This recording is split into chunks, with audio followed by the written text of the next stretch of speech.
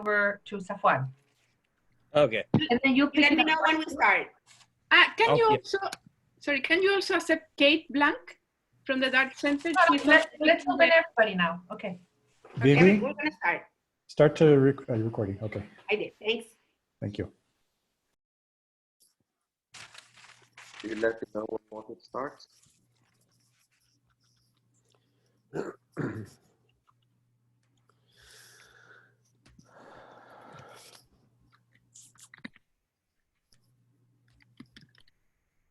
We're ready to start. Good morning from Santiago de Chile. My name is Karen Poniachik. I'm the director of the Columbia Global Centers here in Chile. And I want to welcome you to this new webinar entitled Documenting Death, Obituaries in the Times of COVID. We will have with us Professor Bruce Shapiro, Executive Director of the Dart Center for Journalism and Trauma, a project by the Columbia University Journalism School, and Professor Ari Goldman, who teaches the course, The Journalism of Death and Dying. Professor Safwan Masri, the Executive Vice President of Columbia Global Centers, will be chairing this event. Just I want to thank Muriel Alarcón, a Chilean student who's doing her master's degree at the Journalism School, for organizing this. And of course, welcome our co-sponsors, which is all the global centers, plus Universidad, Diego Portales, with whom we work together on the Future of Journalism series. So without further ado, Safwan, the screen is yours. Thank you, Karen. Thank you for the introduction, and thank you to Columbia Global Centers Santiago and for Muriel for coordinating this event. I'm delighted to see my colleagues from the School of Journalism. And finally, thanks to everyone who is joining us virtually today.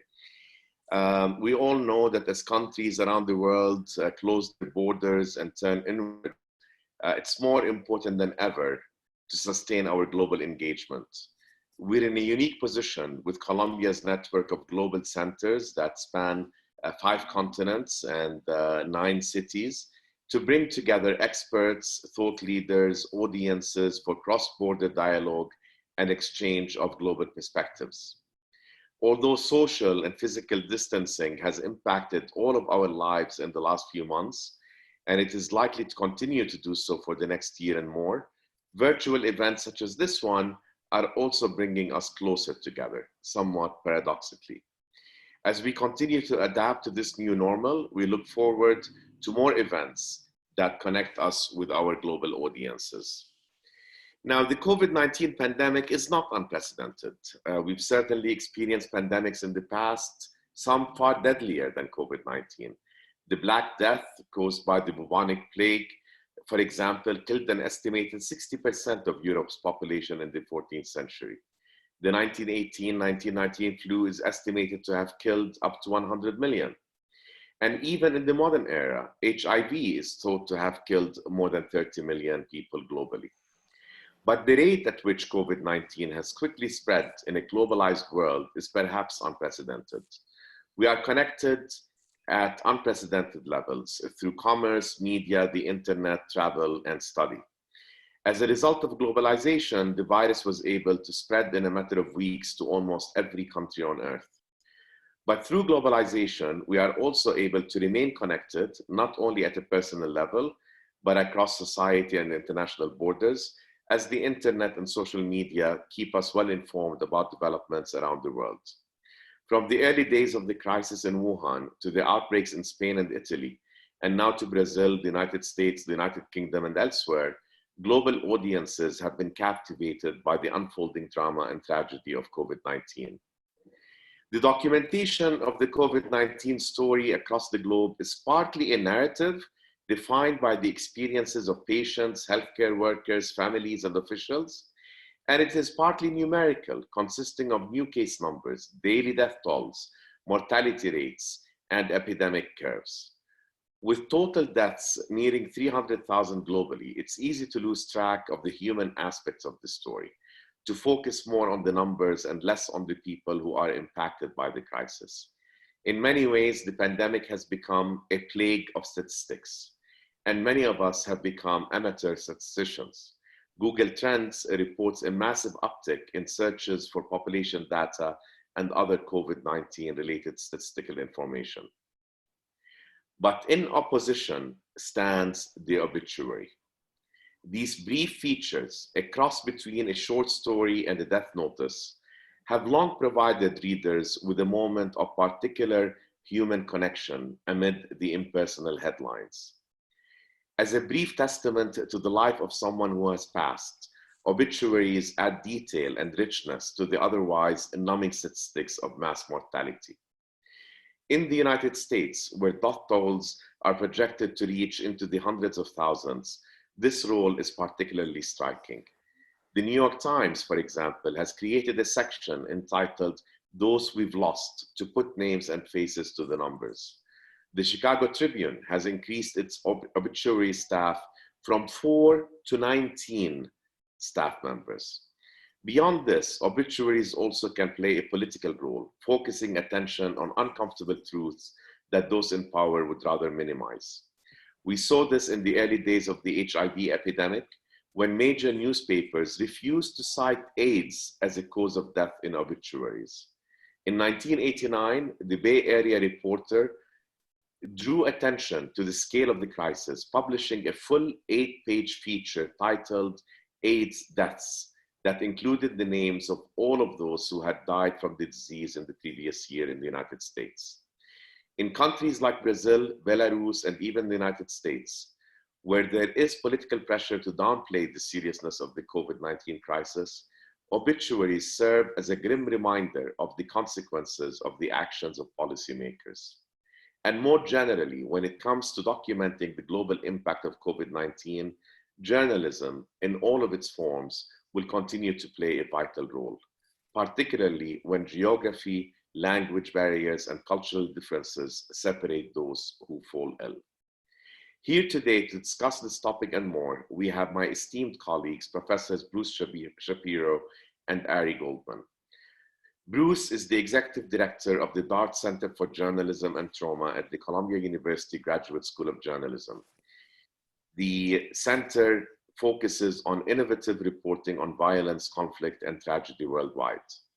Bruce is an award-winning reporter on human rights, criminal justice, and politics, and is a contributing editor at The Nation and the US correspondent for Late Night Live on the Australian Broadcasting Corporation's Radio National. He also teaches ethics at the Columbia Journalism School, where he is an adjunct associate professor and senior advisor for academic affairs. His books include Shaking the Foundation, 200 Years of Investigative Journalism in America, and Legal Lynching, the Death Penalty in America's Future. Ari Goldman has taught at Columbia Journalism School since 1993. He is the director of the school's Scripps Howard Program in Religion, Journalism, and Spiritual Life.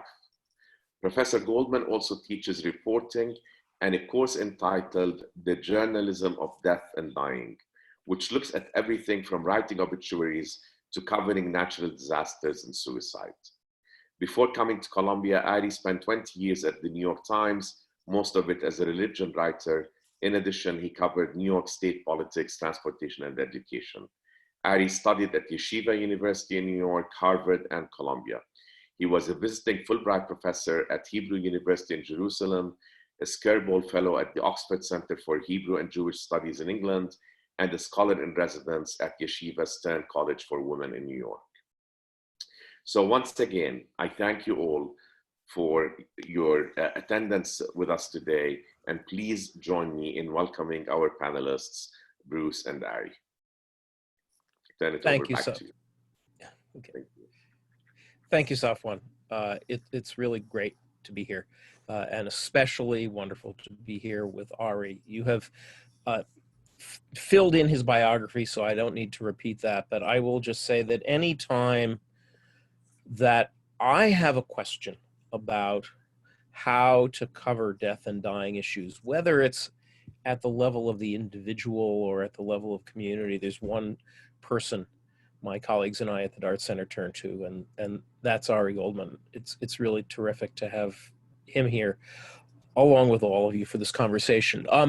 Before I kind of get things in motion, let me just give 2 bits of information, which I'll also give at the end. First of all, Professor Goldman has a research team that is looking at how journalists all over the world are documenting deaths from COVID-19, and he invites ideas, leads, comments on whatever part of the world you're in that can help his team look at this cross-disciplinary phenomena. There's an email address, obitscjs@gmail.com, at which you can write and send in ideas, and we'll probably hear a little bit more about that in the conversation. That's number 1. Number 2, Safwan kindly mentioned the DART Center for Journalism and Trauma, which I direct. For those of you who don't know it, this is a global interdisciplinary project to advance effective and ethical journalism, and we have a website that invites not only journalists but folks from other disciplines, www.dartcenter.org. And finally, the way we're going to go is that Ari and I will have a conversation for the first 20 minutes or so, and then we'll get to a conversation with all of you. And I'd invite you to send in questions via the chat. That's the easiest way to manage bandwidth, language, and everything else in this kind of a global conversation. So either as the 2 of us are talking in the first little bit, if you have questions, just send them right in, or when we go to the discussion with the whole room, that'll be the way to communicate. I think I'll frame the conversation this way.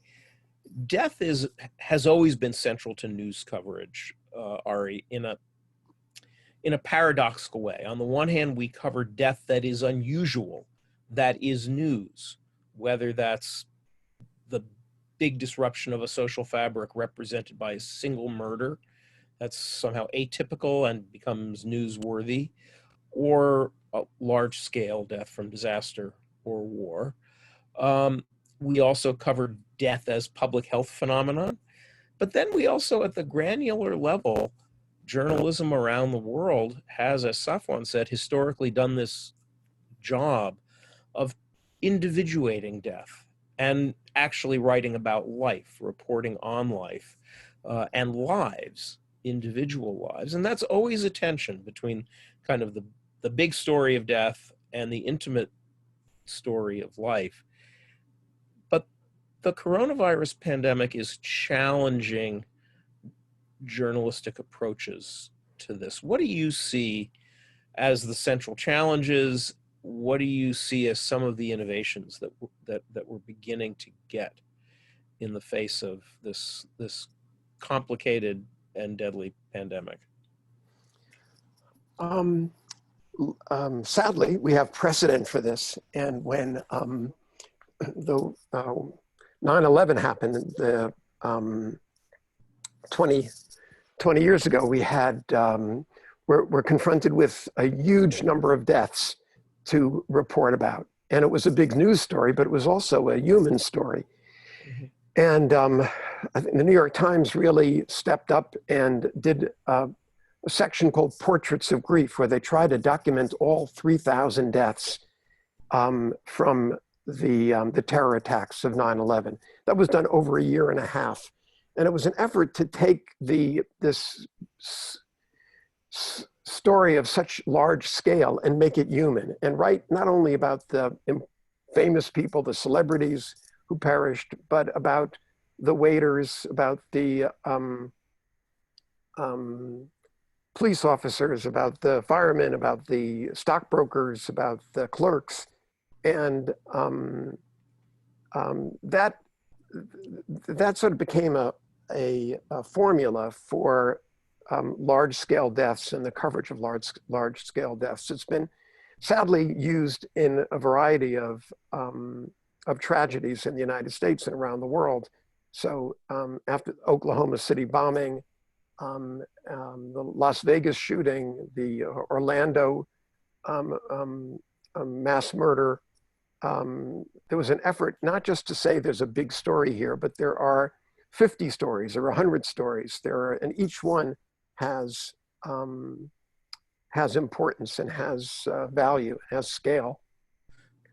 Maybe let's, because this is a very not only a global, but an interdisciplinary conversation, let's talk a little bit about the craft of obituary writing, which is confronting this now crisis, which is both global and local. You know, all kinds of academic disciplines have their own distinct approaches to researching death. Historians look at it one way, oral historians, epidemiologists, some of whom are probably on this call. What do you think of as the essential skills, the core responsibilities, but also the core craft skills of the great obituary writers? Well, first, I want to draw a distinction between a news story, which might report on a death, a news story of a train crash or a plane crash or just some sort of crime in your neighborhood, or a car accident where people need to know what happened, the details, and it's really a story about the death. It's about what went wrong and why did this unexpected thing happen. So that's the news story value, and journalists are very good about writing those stories. But the obituary takes us somewhere else. The obituary is about the life. It's not really a story about death. Incidental to the story is that, and by the way, this person died, but there's a real effort here to tell us about someone who we may not have known about and whose life is worth memorializing.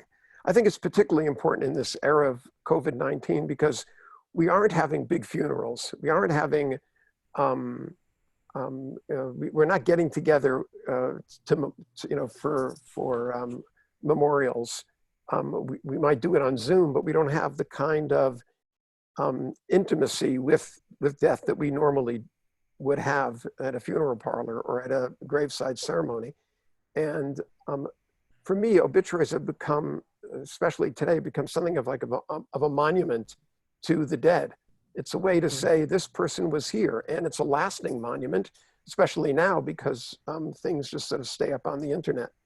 So in the American journalism tradition that you and I are both part of, how has the notion of whose death is worth reporting, how has that changed, both at maybe the local level and at the national level? Because that's been evolving over the last decades. Yeah, so big metropolitan newspapers will report on celebrities, they'll report on world leaders, they'll report on major figures in their community. There's been a trend in recent years to get behind the scenes and to talk about people who you would not otherwise know. I remember one of the breakthroughs was several years ago. There was a wonderful obit writer at the New York Times. His name was Robert McGee Thomas Jr., who wrote an obit about the man who invented kitty litter. Not a household name, but something that affects so many people and so many homes. And so, and I'll never forget this obit. It's probably about 20 years ago because it starts with, he had a problem, right? His cat smelled, and he was trying to come up with a solution, and he came up with the right concoction, and then he started a company, and it's changed everyone's life. So sort of like the unknown celebrities among us are often get get recognized in this way. Mm-hmm. And then at the local level, and traditionally local media that may have a more intimate relationship with a smaller community. There's also a tradition of obit writing at that level, right? Right. So you'd have a school teacher or a shopkeeper or a people in your community. And then there's the obituaries, which are news, have news value, and then there are paid obituary notices. So paid obituary notices are one of the few areas of growth in in the industry today because advertising is disappearing so quickly, but people want their loved ones remembered. And the Boston Globe the other day had, I think it was 16 pages of obituaries, paid obituary notices. Yeah. The New York Times, you pick it up some days, it's 2 or 3 pages. Yeah. As Safwan mentioned, there's a feature in the New York Times called Those We've Lost. And it's about people from different walks of life who normally in the New York Times wouldn't get an obituary, but because there's an effort now to show the human face of the scope. This isn't about statistics, it's about people. It's not about the numbers. It's about the human loss here. Yeah. What do you think of as, just to circle back to what I was asking a minute ago, what do you think of as the most important skills of the obituary writer? And maybe walk us through how a great obituary reporter would handle any story. Because I think folks who haven't been inside a newsroom may not understand this as a particular kind of reporting that has to happen. The obituary just shows up as if it was handed to them. You know? Right. I think what you want to do is capture the essence of the person and their main contribution and why you should care. I gave the example of the kitty litter guy, but when you read a lead about someone like that, that becomes compelling. I think more so than a news story about someone. Let's say someone is appointed a judge or the executive of a corporation. You might tell their entire, tell about their career or share their resume. An obituary goes back even further. It goes back to their origins. A good obituary for me has a date of birth. It has lineage. It tells about their parents. It tells about the schools they went to. It tells about the influences in their lives and why they became the person they became. So it's the full life. But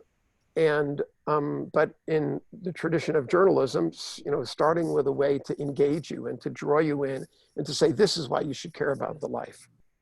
And of course, we get that most of the time from reporters who have to phone up or otherwise encounter survivors of someone who's died.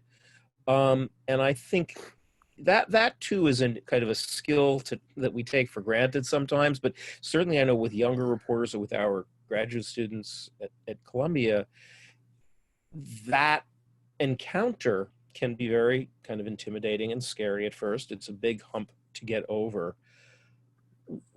Again, with the great obituary writers, what do they bring to that encounter with the survivor that brings us the good story at the end of it? Yeah. I can tell you that in most newsrooms, the people who write obituaries are either the rookies, the people who just arrived and want to be given, sort of are given an opportunity to prove themselves, and they'll throw a name at you and say, write an obituary of this person. And then it's the older reporters, maybe people who've had a lot of experience and are on their way out. They are also doing obituaries. And I've done them at all stages of my career. And I remember as a young reporter, it was just, I'm going to get a byline and I'll get a story and I'll do my job. But as I got older and I had losses in my own life, I lost my parents, lost friends, it meant so much more to me that I sort of took a different tone. Journalists are supposed to be removed, but I would always express my condolences. I would always ask how people were. I would, and I found that having that kind of focus on someone's passing gave the family comfort. I remember once just sort of overhearing, I introduced myself on the phone and I heard the daughter yell, "Mom, the New York Times is on the phone. They were going to write about Dad." And that was like, wow, I think we always worry that we're intruding, we're we're calling it the worst possible time, but sometimes that's the call they're waiting for. That's something that will bring them comfort. One of the things that I find challenging about this moment, besides sort of the scale of death, is that this is one of the first global crises of this scale in which we're living in this interconnected and very multicultural world, right? And that calls on reporters to understand a little bit differently how death is experienced, how mourning is enacted, and how stories of the dead are told across cultural lines.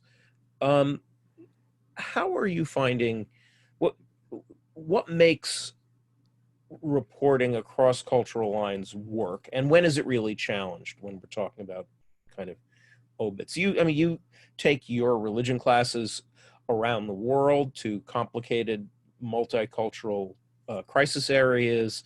You deal with death in immigrant communities within the US. What do you see as kind of the multicultural challenge in this?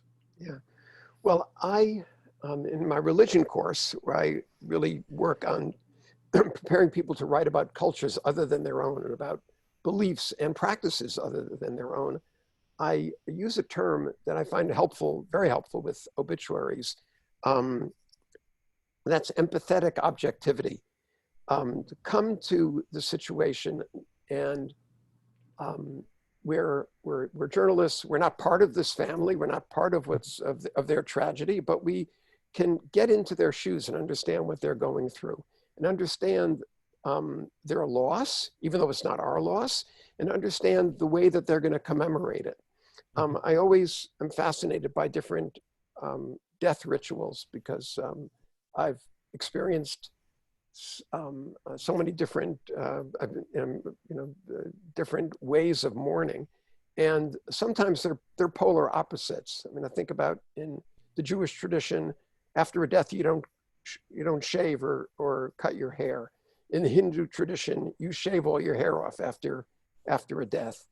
I mean, two very different reactions to the same event, but if you come to it with some empathy and understand that people's paths to understanding, to reconciliation, to overcoming their grief, and their paths are different. I think I told you last time, the only thing that I find everyone has in common is lighting a candle. Somehow that seems to be a universal sign of a life snuffed out. Yeah. Are there things that you find reporters sometimes get wrong, or are at risk of getting wrong at this cross-cultural intersection when we're covering deaths other than our own? Yeah, I mean, they inject their own cultural and religious bias and understanding. They see it through their lens and not through the lens of the people they're writing about. And it's that being able to take that leap and understand how others are experiencing this makes the difference.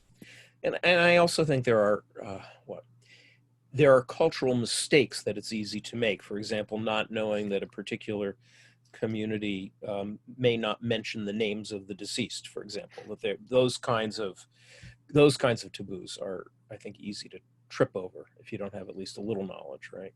Yeah. I mean, so it's a matter of sort of being open, not making assumptions, and finding. I think that's also key to the reporting process, because to know when to make that approach. So, like, what is their grief calendar like, right? I mean, there are traditions where where the prime responsibility for burying is immediate, and other traditions where you can put someone and postpone a funeral. So knowing when to enter into the conversation and when to approach a family has a lot to do with what's the process for them.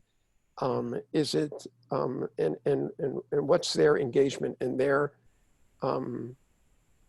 responsibility within their community, and when can you enter and when do you have to step back?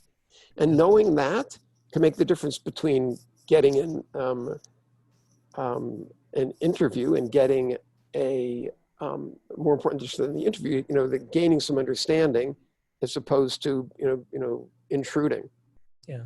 And it's also knowing when to take no for an answer. And someone says, not now. My question is always, then when? Or take my number, or when can we follow up and do this at a time that's good for you?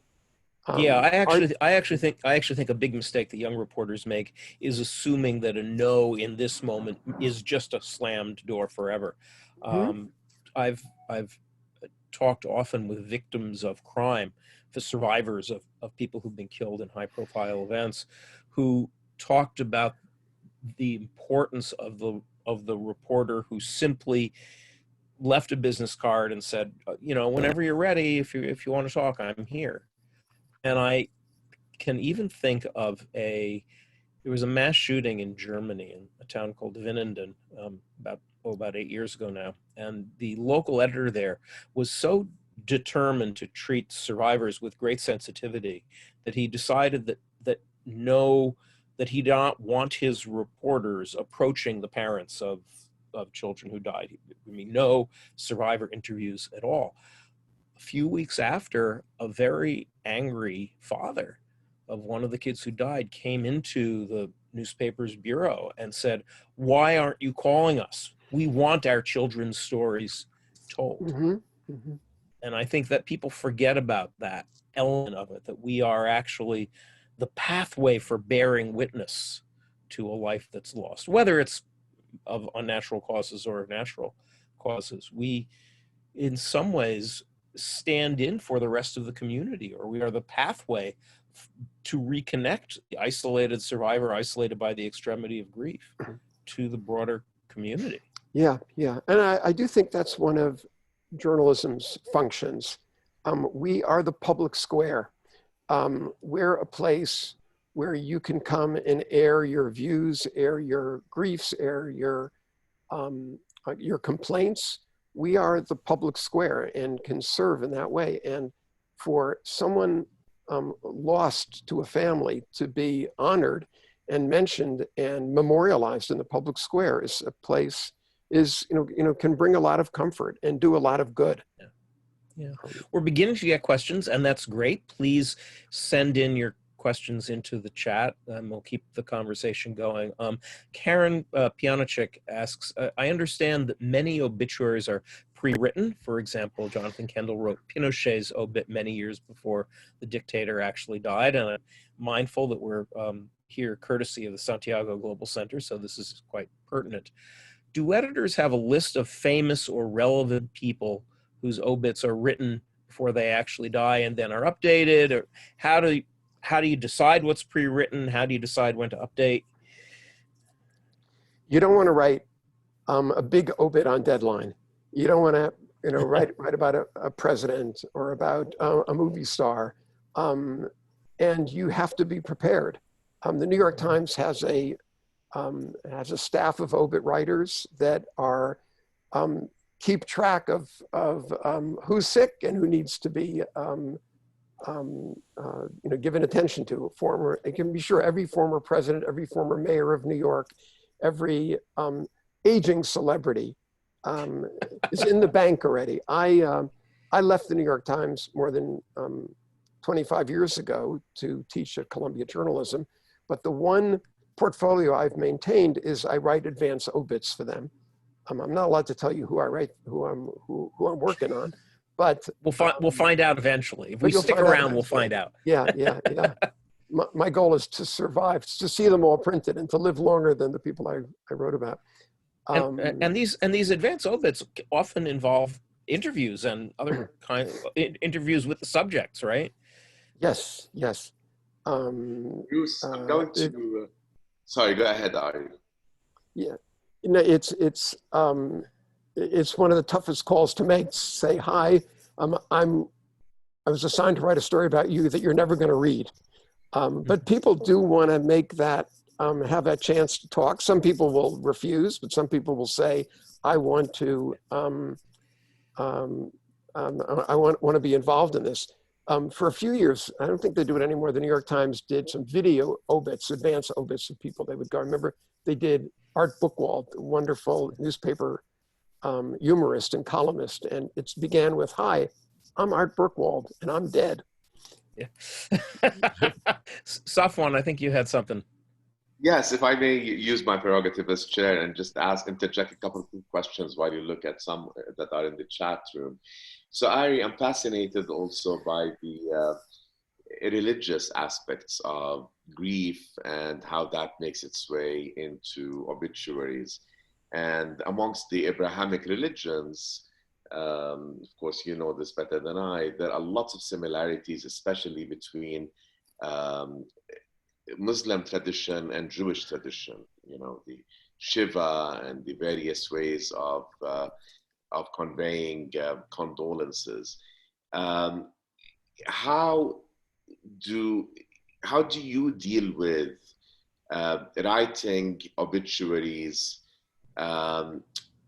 with, you know, taking sort of the religious contexts in mind, you know, in that some things are tabooed in certain religions and other things are encouraged. And since I have the microphone, I'll ask another question, which is, have you written your own advanced op-ed? The last part, have I written what? Have you written your own? My own? I've been spending my life writing my own. I've written 4 books. 3 of them are memoirs. So I'm very much sort of obsessed with my own legacy and my own story. But yes, there are, I think there are standard things that you have to have in every obituary. Every obituary should, as I said before, should feature the main accomplishment of the person, or as you perceive it to be. It should have their lineage, their family, their date of birth, and not just the end of their career, but the trajectory of their career. Yeah, I mean, I'm fascinated as you are by the similarities. I know that both Muslims and Jews want to get the body in the ground as soon as possible. Christians will take more time. You know, the rituals are say so much about how we remember the dead. I mean, going to a funeral and hearing weeping or hearing laughter. It depends a lot on the culture. You know, whether whether this is a time of comfort to say they're in a better place, whether this is a time to say this is the worst thing that could ever happen, and we're scared and we're beyond consolation. Often it becomes a like a drama. And these losses are dramatic and traumatic. There are lots of great questions that I want to, in particular right now, make sure you have a minute to talk about your cross-cultural coronavirus obituary project. What are you looking for, and what kinds of questions are you asking? So just yesterday, in the hearings in the United States Senate, the predictions were doubled, right? We said, I think it was Fauci said it's likely to be not 80,000, but 150,000, 160,000 deaths. And we're going to be seeing this over the course of the summer, probably through August, and maybe longer. When we're looking at that kind of volume of death, and I thought Safwan set the tone for this in the beginning by saying it's not a numbers game. And how do we take account of the people who we've lost? And this began as an American project, really a New York project, because that's where I am, and because I followed the New York Times standard, you know, from Portraits of Grief to this new column. I'm curious about the rest of the United States and how the Boston Globe and the Atlanta Journal-Constitution and the Detroit Free Press are covering it, how they're redirecting their staff to do this. I think the sports editor of the Detroit Free Press is now doing obituaries editing. And I'm curious about how this is dealt with in different parts of the world. Karen and I were talking before this, and she mentioned that in Chile, there's not a big tradition of obituary writing. So how do you cover a story this big without telling the names, without telling the stories? So, and we're looking, I'm working with 3 graduate students, one from Europe, one from Africa, one from Minnesota, and we're gonna take a look at how different news organizations are tackling this huge story. And you know, there are, again, different lessons to be learned from past crises in other parts of the world too. It might be interesting to do a little compare and contrast. I find myself thinking of Northern Ireland, where 3,700 plus people died in their civil conflict. There was a small group of journalists who a few years ago did an astonishing book called Lost Lives, which chronicles year by year the entire 30-year arc of that civil conflict through obituaries of every single person who died over that time on all sides. So there probably are other traditions that are being drawn on now. Tom Trubat asks a related question to this. What's the role of obituaries at a time when many political leaders seem anxious to move on, to brush aside this number that's so large that maybe we go into a kind of avoidance and denial? Do you think the role of obituaries has changed by the politics of the moment? It's the knock on the door. It's saying, to say that deaths are going down and that the curve is flattening might sound good politically, but it's still your neighbor died, or your parent died, or your friend died, and sort of the constant drumbeat of this is what we've lost, I think is essential here. Let me mention one other thing. The Guardian, the U.S. edition, has started a project. It's called Lost on the Front Lines. And it's an effort to document every healthcare worker, nurse, doctor, hospital administrator, janitor, transport person, kitchen worker in a hospital. And that too, to say this is the human cost here of, say, reopening prematurely isn't just what happens in your, to the people who go to the ballpark. It's what's going to happen to the people who take care of the people who went to the ballpark and got sick. And I think that's a way to keep our elected officials accountable. There are a number of questions about reporting craft, and I'll try to get to a couple of them. One is about ethics, and there is a kind of very complicated ethical system, right, around obituary writing, because there are things you owe to the deceased's family, there are things you owe to your editor, things you owe to readers. Mateus Hara wants to know, is there an ethical conflict in receiving money to write an obituary? How do you balance that kind of, and that, there are paid death notices, and then there are also journalism traditions in which reporters sometimes expect to get paid, or news organizations expect to get paid. How do we think about that question? And maybe what are some of the other key ethical challenges in obit writing? Yeah, well, I mean, I think checkbook journalism is something that we frown on.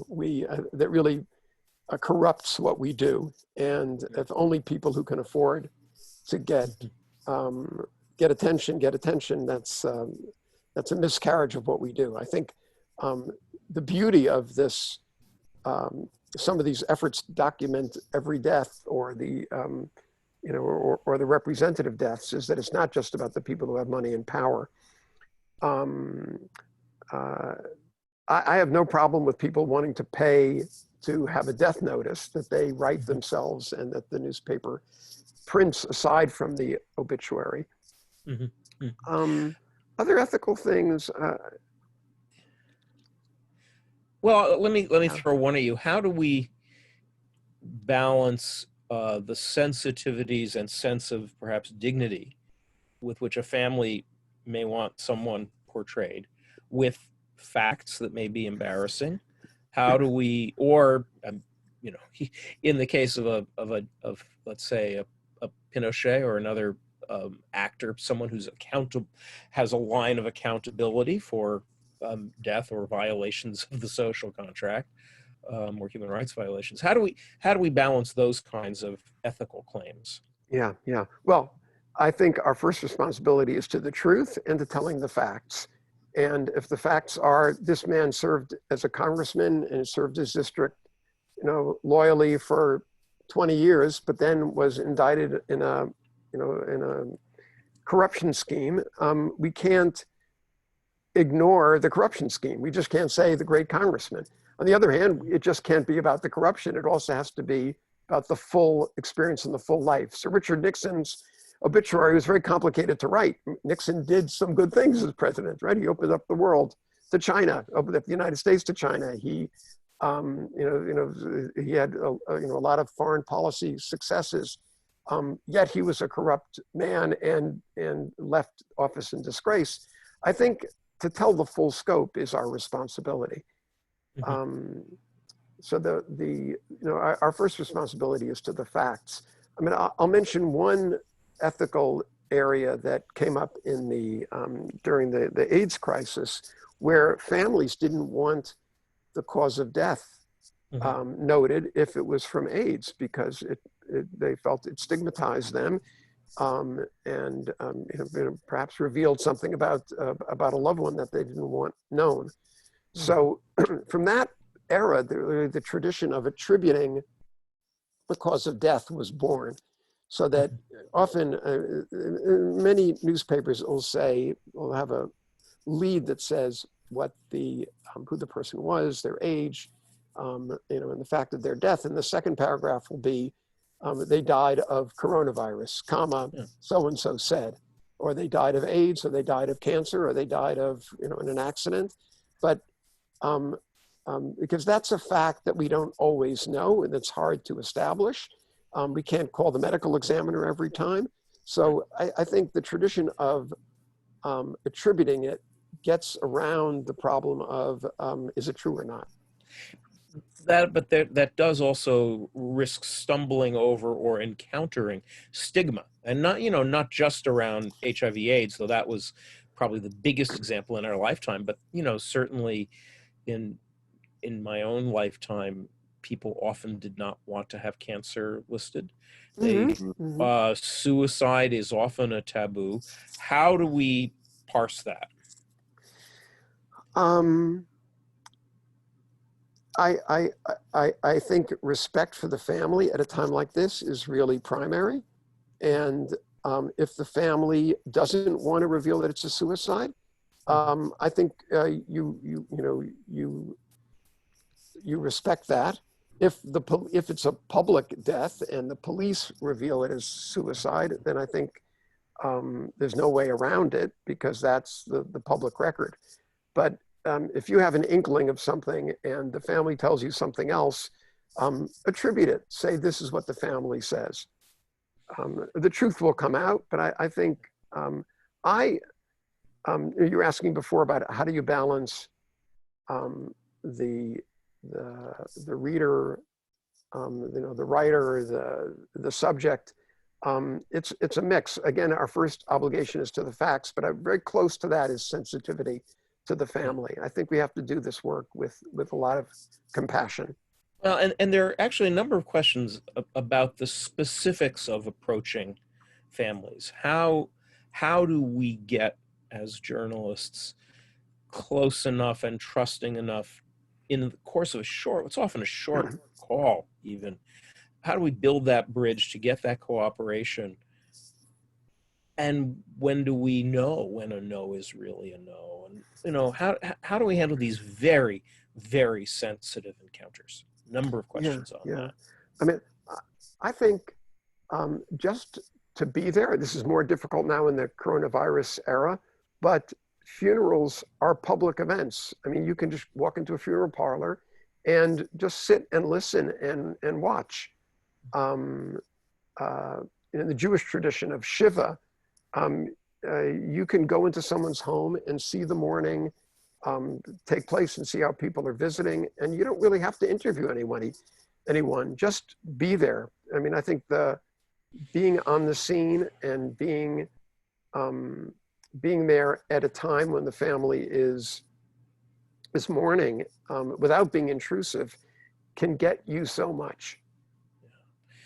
I want to touch on this question about reporting suicide, because there have been a couple of questions about it. Reporting on suicide, even as a public health issue, is a contentious and complicated issue. How do we, when writing about individual death, even when the family is willing to say the cause of death is suicide, is this something we need to focus on more? What special sensitivities come into play? It's something we need to focus on less. I think the biggest mistake is talking about how the death happened.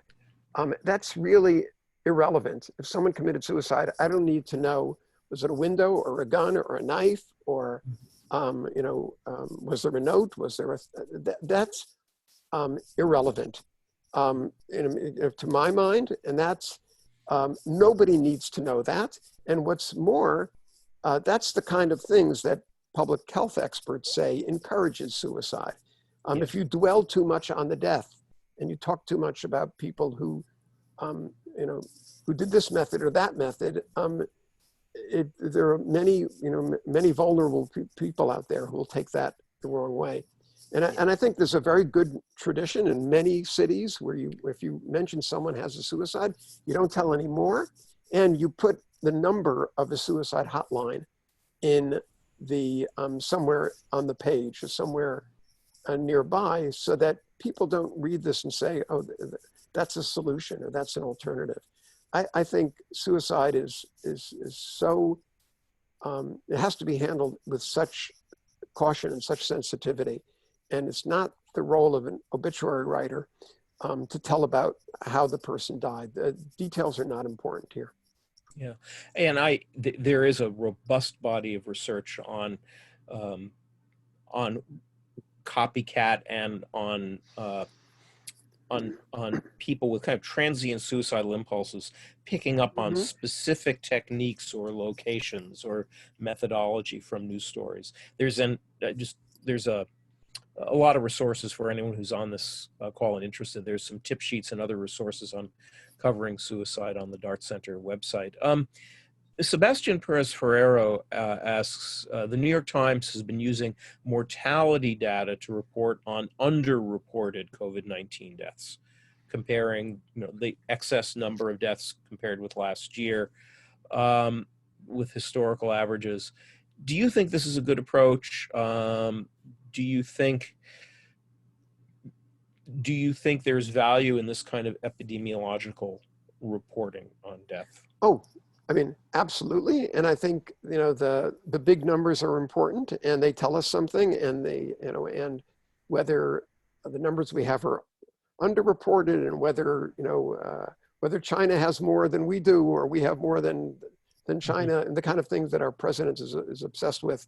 An analysis of the numbers are totally appropriate and totally necessary for us to understand this era. Yeah. But not in obituaries. I mean, I think obituaries are the counter. They're the counterpoint to that. Obituaries say every life was important, every life is significant, every life deserves to be remembered and to be marked. But that brings us back to this COVID-19 crisis, because while every life is worth being marked, as we said at the outset, there are way too many lives being lost. And the New York Times, all news organizations all over the world are having to decide which lives to tell. So what are some of the criteria that might be helpful now in deciding which array of of obits to use to illuminate this crisis? Yeah. Well, one of my takeaways from this era is that everyone is an obituary writer all of a sudden, because whether you cover sports or theater or city hall, you're going to have a death to write about. So I think there's an opportunity here to tell many, many stories. There's no possibility of telling every story, right? I mean, I think that goes beyond the journalistic obligation or even ability. I think our obligation is to show the diversity of death, to show people of different walks of life, people of different incomes, people of different professions. I was moved by an obituary of an Uber driver, right? Or by a ballroom dancer or a school teacher. You don't have to report every school teacher, but I think don't forget the school teachers, don't forget the Uber drivers. Tell us, just the scope of this tragedy. So you're actually having to make some, I hate to use this word, some calculating or do some informed strategic thinking about the range of lives that are lost in a way that can communicate this to the public, whether it's in broadcast or print or whatever. I want to also now go back to, and this is a question from Oscar Castro, this question of obituaries about the bad guys. Oscar Castro writes, normally we are taught to be objective when writing a text, but how do we face that moment when we have to prepare an obituary about a person who has caused large-scale pain in others, dictators, terrorists, large-scale murderers? How do we do those stories? Yeah, I mean, I think the key is, how did this person become this way? And where did this person go wrong? And what crossroads did this person reach where they made the wrong decision? And how could the life have been different? How could the life have been better? I also don't think there's any life that's just all bad or all good. And showing the complexity of life is what a good obituary will engage in. It doesn't ignore the fact that the congressman was indicted, but also doesn't ignore the congressman's good works. So just like life, it's a complex mix. What about the managing, as a reporter, managing your own outrage at the acts of someone who's really committed atrocities, whether it's a dictator, a death squad leader, an Osama bin Laden? If you're assigned those kind of obits, what does the good obit writer do with herself? What's the work to enable you to do that?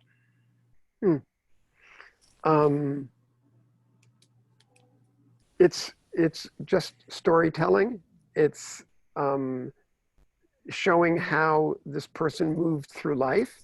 It's showing the person's mistakes and the person's triumphs.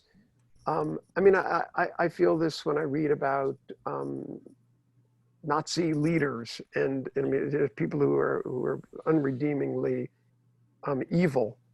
And this, some anger wells up in me. But then you read about their family or about their vacations or about other aspects of their lives, and you try to get your head around how life could have such contradictions. I mean, as an obituary writer, I'm not there to explain the life. I'm there to tell the story. And it's not about my outrage. I think it's about what I want to do is make you outraged, make the reader outraged. I'm not there. I'm not a polemicist. I'm a storyteller and a journalist, and those are my first obligations. So we have 10 minutes or so left, and certainly people keep pumping those questions in. But I'm going to ask you something. You've got a room full of people from global centers all over the world. Some of the folks on this in the Zoom are journalists. Some are from other disciplines. As you're going now about your research into coronavirus deaths and how they're covered, what do you want to know from the people in this room? What are your questions that you would like the eyes and ears in this room to be helping you with? How do we get beyond the numbing statistics? And how do we stop and honor the different lives? And what are the different cultural ways that we do that? And what context is it done in? So I'm curious about how news organizations take on this challenge, and also what resources different news organizations commit to this effort. And my theory is that everyone is an obituary writer today. So I'd like to hear from some of those people who've had a shift and had to pick up a craft that they were not all that comfortable with, and how, and what sort of new forms of storytelling are we going to, will emerge. I think back to the Portraits of Grief exercise that the New York Times did after 9/11. And I could still remember picking up the newspaper, because in those days we still picked up the newspaper, and reading the Portraits of Grief. And I had a system. I would read one, I'd read another, and sometimes it'd be 8 or 10 or 12 a day. And I would stop reading when I started to cry. You can hear the sirens perhaps behind me. I live right near a hospital in New York City.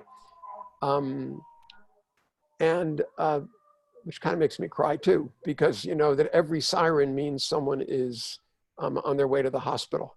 I have a wonderful friend who's a rabbi, who's the shortest prayer in the Bible is, "Please, Lord, heal her." That's in the Hebrew scripture. I guess the shortest in the New Testament is Jesus wept, but please, Lord, heal her. It's said about Moses's sister, Miriam. And every time a siren on an ambulance goes by, my rabbi friend says, El na rafan Allah, please, Lord, heal her. And that kind of consciousness that there are so many people who are hurt, so many people who are wounded, so many people who are dying. And let's just take a moment and pause and say each siren means something, each church bell means something, each obituary notice means something. And I think over the course of this, these next few months, we're going to find new ways to tell the stories and to connect with the stories. And frankly, new ways to make people cry, because if we don't shed a tear for this loss, then we become hardened to it.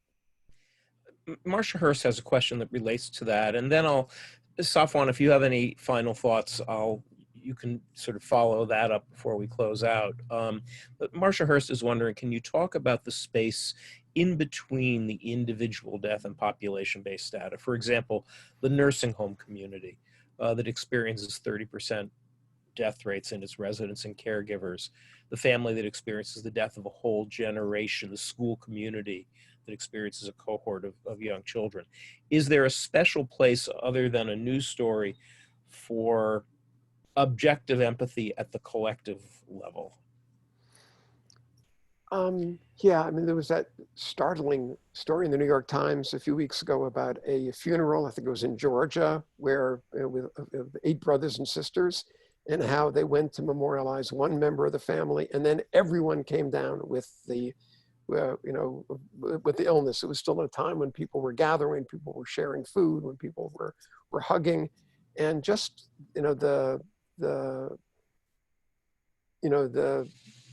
these sort of coronavirus hotspots yield terrible incidents and terrible problems, and give us an opportunity to examine the family as it's going through this. I think one of the moving things is when you read about couples who died within days of each other. So for me, those are even more compelling stories in the individual life because it shows the relationships. Yeah. Safwan, before we close out, did you have any questions or thoughts? You're standing astride the global centers, seeing how this is playing out worldwide. What are you thinking? Yeah, I'm thinking a lot of things. And one thing that I'm thinking is that we all owe you and Ari great gratitude, really, for what you've shared with us and your questioning, Bruce. And Ari, I think, I mean, it's such an important type of reporting, writing obituaries, right? And you know, I find myself reading obituaries quite a bit. Now, before the crisis, I would always scroll down on my screen in the New York Times to look at the, you know, tidbits about, you know, who died. And I immediately look at the age, right? There's a certain amount of self-interest in this. Exactly. In my lifetime, am I seeing people dying older as reported by the New York Times? But oftentimes, you know, I read an obituary because I'm fascinated in the life, but I'm also fascinated in what's said about the life. And so, you know, death is part of life. And I think an obituary is sort of an important punctuation mark, if you will. And I'm also thinking that there is so much that is not classical obituary, but reporting, especially during a crisis like this one, on trauma and on death and on what is happening, that has obituary elements in it, if you will. So, you know, you asked Bruce about the global centers, and it's, I think, you know, it's amazing how much commonality there is in terms of what people all over the world are going through. I mean, you know, the fact that you can't have a funeral, people are not able to come together. It doesn't matter what the faith or the tradition is. We all do console one another, you know, whether we bury immediately or we bury after a week.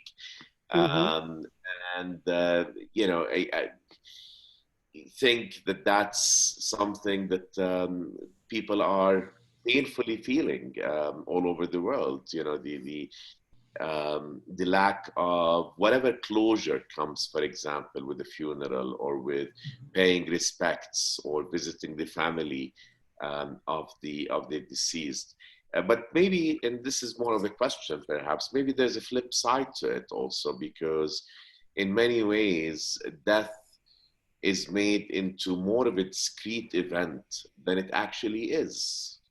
You know, if you think that life and the life of a person doesn't quite fully end, right? I mean, you know, there are this sort of energy, memories stay with one. And perhaps a flip side to this is that you know, there is an artificialness sort of with closure, quote unquote closure. Yeah. And perhaps we're reading ourselves of it. I often feel that way about, I spent 20 years at the New York Times. When I look back at my career, I think what are the really important stories that I wrote? And the obituaries are the ones that are lasting. They're the memorials. They're the final word on someone. And you're right, and people are kept alive in some way, they're memorialized through that accounting. With regard to the global centers, I'm thinking about there are two global trends. One is coronavirus. No one has escaped it. Every corner of the planet, every country is experiencing these deaths and this tragedy. The other global trend is the disruption within media and how you know, the ways that we consume media, the ways that we news organizations operate has been disrupted and changed. So to watch these two trends together, these two global trends of changes in the news and changes in this major story I just find it's a very rich topic and a compelling time and the right time to do this. And I think that is as prescient and profound a moment to end on as any, the two colliding trends. So thank you, Ari. Safwan, Muriel for putting all of this together. In the chat, again, Ari's colleague Zoe has put the email address, obitscjs@gmail.com or hashtag COVIDobits if you want to help. And Karen points out that next week on May 19th, we will have Radio Ambulante's Daniel Alarcon, who's our colleague at Columbia Journalism School, is really, really worth listening to. I certainly will be tuning in for that session. So thank you all. Thank you. Thank you very much. Thank you again, both Ruthari. Thanks, Afwan, and Muriel, thanks for helping us putting together this great program. And thank you, Karen. Bye. Bye.